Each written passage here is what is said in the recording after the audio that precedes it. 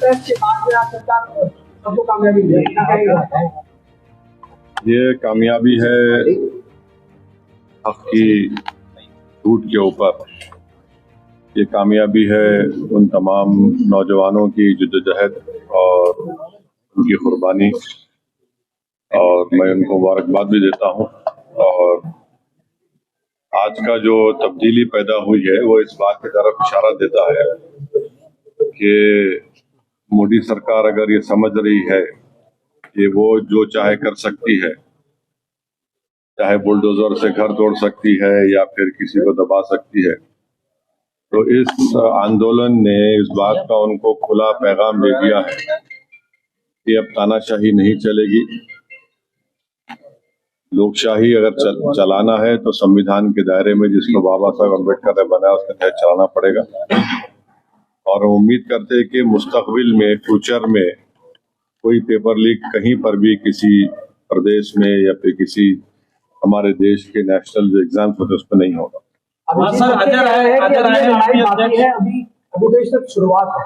अभी क्या कहा आपने? अभिजीत जीत के कह रहे हैं कि अभी तो लड़ाई और भी बाकी है, अभी ये शुरुआत हुई है। प्रोटेस्ट भी से पहला दिन है, प्रोटेस्ट खत्म। हाँ, तो लड़ाई लड़ने का इख्तियार भारत के संविधान ने सबको दिया है, और अभी मोदी सरकार के अभी 2 ही साल तो मुकम्मल हुए हैं, तो जाहिर है सबको मिलकर जद्दोजहद करना पड़ेगा। अखिलेश यादव कह रहे हैं कि इनकलाब की जीत हुई है। अब वो उनके बारे में मुझे सर, अजय राय हैं कांग्रेस अध्यक्ष, वो कह रहे हैं कि अब धर्मेंद्र प्रधान की गिरफ्तारी भी होनी चाहिए और फिर उसके बाद में जांच होनी चाहिए। कोई दूसरी पार्टी का क्या बोलेगा, हमसे क्यों पूछ रहे हैं आप? वो जवाब देंगे अपना। सर, लीडर ऑफ अपोजिशन के पे तो वो बताएंगे। सर, वो बोल रहे हैं कि लड़ाई जो है इस पूरे मामले में जो कार्रवाई है, जिन्होंने लाठी चार्ज किया है पुलिस वालों पे, उनके खिलाफ कार्रवाई होनी चाहिए और एक्शन सख्त होना चाहिए। आपका क्या स्टैंड है? 4 लोगों को पेलेट गन से गोली मारी गई और एक की तो आंख जाए होने वाली है। इस पर एक्शन होना जरूरी है कि कैसे पेलेट गन इस्तेमाल किया गया, और जिन लड़के लड़कियों का लाठियों से सर फोड़ा गया है वो वीडियो विजुअल तो सारी दुनिया ने देखे हैं, और वो मसला दिल्ली हाई कोर्ट में भी गया है, अब शायद सुप्रीम कोर्ट भी उसमें सुनवाई होगी। तो सरकार को चाहिए कि ये कैसे हो रहा है।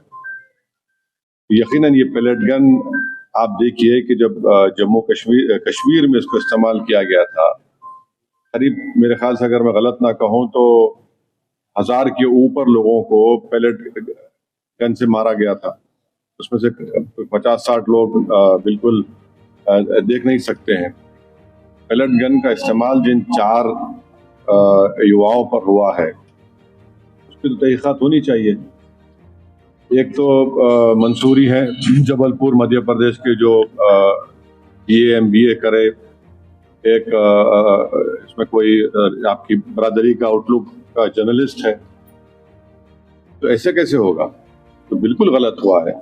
और जिन लड़कियों को आपने उनसे बदसलूकी की, बल्कि वो तो सेक्सुअल असॉल्ट भी हुआ उनके ऊपर, वो भी कैमरा वीडियोस में कैद है, तो इस पर यकीनन एक्शन होना चाहिए। 36 दिन बाद इस्तीफा आया है, इतनी chaos के बाद, तो आपको लगता है कि सरकार ने देरी की है इसमें? सरकार झुकने के लिए देरी कर दी ना, 36 दिन लगे उनको झुकने के लिए। शिक्षा व्यवस्था में कुछ सुधार अब होना है सर। इसमें किस तरह की उत्तर प्रदेश में कितने पेपर का लीक हुआ बताइए? कितने पेपर्स का लीक हुआ है?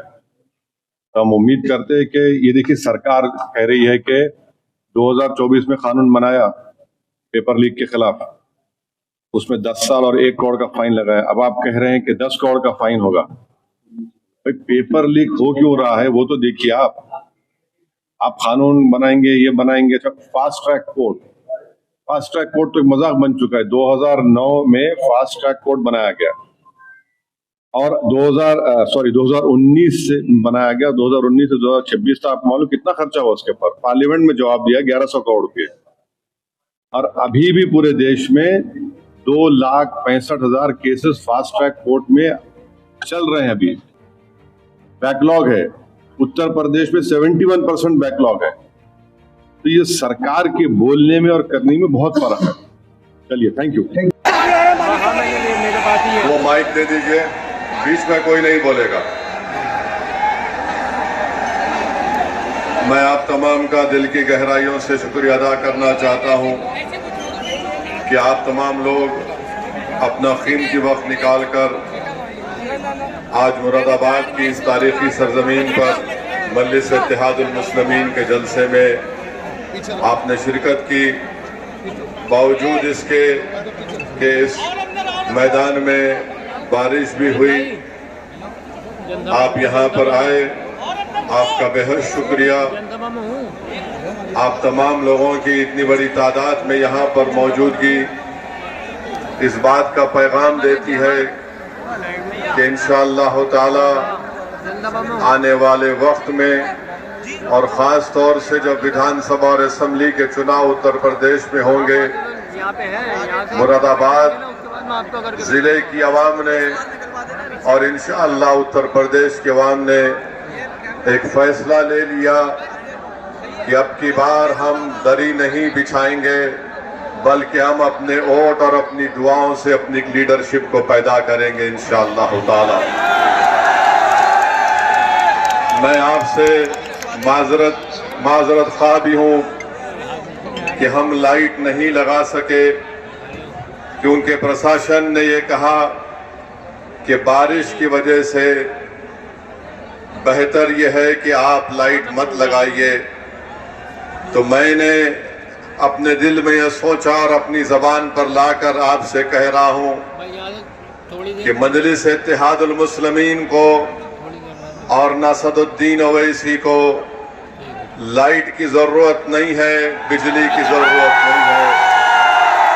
इंशाअल्लाह ताला अगर आपका इत्तेहाद मजबूत रहेगा, अगर आप में एक सियासी शऊर बेदार हो जाएगा, तो मुझे यकीन है कि जो जालिम ताकतें हमारे मुस्तकबिल को अंधेरा कर रहे हैं, हम अपने इत्तेहाद की ताकत के बलबूते पर उस अंधेरे को चीर कर एक नई रोशनी को उत्तर प्रदेश में पैदा करेंगे इंशाअल्लाह ताला। और अल्हम्दुलिल्लाह आपने लाइट का बेहतरीन इंतजाम कर लिया अपने सेल फोन की लाइट खोलकर। तो मुझे यकीन है कि ये नजारे देखकर लखनऊ में बैठे बाबा भी परेशान होंगे और नागपुर में बैठे आरएसएस के लोग भी फिक्रमंद रहेंगे। और मुझे पूरा यकीन है कि अखिलेश भैया की रातों की नींद अब हराम हो जाएगी, क्योंकि ये सब ये समझ रहे थे कि इनको डराओ, इनकी घर को बुलडोजर से तोड़ दो, इनके हौसलों को पस कर दो, इनको झूठे मुकदमे में डालकर जेल में डाल दो, तो ये डर कर हमारे खिलाफ खड़े नहीं होंगे। दूसरी तरफ जो नाम निहाद सेक्युलर पार्टियां हैं, वे समझ रही हैं कि भारत के मुसलमानों के पास उत्तर प्रदेश जो भारत की सबसे बड़ी रियासत है, यहाँ में के बसने वाले मुस्लिम अल्पसंख्यक समाज के पास कोई विकल्प नहीं है। मैं उनसे कह रहा हूं, तुम ये जो बात कहते थे कि विकल्प नहीं है, विकल्प है, और ऐसा विकल्प है जो इंशाअल्लाह ताला फिरका परस्त ताकतों से पंजा आजमाई भी करेगा और उनको आने वाले चुनाव में शिकस्त भी देगा। मेरे अजीज दोस्तों और बुजुर्गों, मेरी आपसे सिर्फ एक ही अपील है कि इत्तेहाद को मजबूत रखिए। और आज दिल्ली में जो तब्दीली आई, आपने देख लिया कि एक ताकतवर को कमजोरों के आगे झुकना पड़ा। आपने देख लिया कि एक मजलूम को अल्लाह ने जालिम पर कामयाबी दे दी। दुनिया ने देख लिया कि अल्लाह ने कमजोरों को ताकतवर पर कामयाबी दे दी। भारत में हमारी 65% आबादी की उम्र 35 साल से कम उम्र लोगों पर मुश्तमिल है। भारत की 50% आबादी 25 साल से कम उम्र की है। हमारी भी कोशिश यही होगी कि इंशाअल्लाह ताला उत्तर प्रदेश के आने वाले विधानसभा में नौजवानों को मजलिस इत्तेहादुल मुस्लिमीन अपना उम्मीदवार बनाएगी, ताकि वो जाकर आपकी बेबाक तरीके से आपकी नुमाइंदगी करेंगे। और हमारी ये कोशिश होगी कि 2029 का जब चुनाव होगा तो कोई 80 साल का शख्स भारत का प्रधानमंत्री नहीं बनेगा, बल्कि कोई 45-40 साल का नौजवान इस मुल्क का वजीर आजम बनेगा। हमारी कोशिश यही रहेगी। मेरे अजीज दोस्तों और बुजुर्गों, मैं आपसे ये गुजारिश भी करने आया हूं कि हमारे इस जलसे के बाद कई हमारे मुखालिफिन निकल कर आएंगे और आकर कहेंगे कि ओवैसी सिर्फ जज्बाती तकरीर करता है, तुमको अल्फाज के अपने समंदर में लेकर तुमको जज्बाती बना देगा, तुम उसकी बात का यकीन नहीं करना। मैं उनसे कहना चाह रहा हूं, अगर मैं जज्बाती बात करता हूं तो मेरा एक एक लफ्ज अल्हम्दुलिल्लाह सच्चाई पर मुबन्नी है। मेरा मकसद जज्बात में लाकर और हासिल करना नहीं है, मेरा मकसद हमेशा यही रहा। बल्कि मजलिस इत्तेहादुल मुस्लिमीन का टूट हमारा ये फैसला रहा कि भारत को अगर मजबूत करना है, भारत के संविधान को अगर और मजबूत करना है, तो भारत की सबसे बड़ी अक़लियत एक सियासी ताकत बनना पड़ेगा। भारत का संविधान आपको इस बात की इजाजत देता है कि आप अपनी लीडरशिप को बनाएं। अगर मैं मुरादाबाद की सरजमीन में खड़े होकर आपके दरमियान में कह रहा हूं कि अगर भारत के मुसलमान अपनी लीडरशिप बनाएंगे तो संविधान के खिलाफ नहीं होगा, भारत के संविधान का डायरेक्टिव प्रिंसिपल उठाकर देख लो, भारत के संविधान की तमहीद उठाकर देख लो, जिसको बाबा साहिब अम्बेडकर ने बनाया। लिखने वाला लिख कर चला गया, मगर लिखने वाले ने लिखा कि तुमको अपनी एक सियासी लीडरशिप को पैदा कर सकते हो, ये संविधान के खिलाफ नहीं है। अगर आप अपने हुकूक को हासिल करना चाहते हैं तो आपको अपनी सियासी लीडरशिप को बनाना पड़ेगा। कोई उठकर कहेगा अरे हमने सपा को भी वोट दिया था, हमने कांड से फुला को कामयाब कर दिया। अरे याद रखो, वो लीडरशिप नहीं है, वो बेनामी की लीडरशिप है, वो गूंगी लीडरशिप है। लीडरशिप वो होनी चाहिए जो जालिम की आंख में आंख डालकर आपके हक की लड़ाई लड़ सके, जो तुम्हारी नाइंसाफी को उसको खत्म करे और तुमको इंसाफ दिला सके।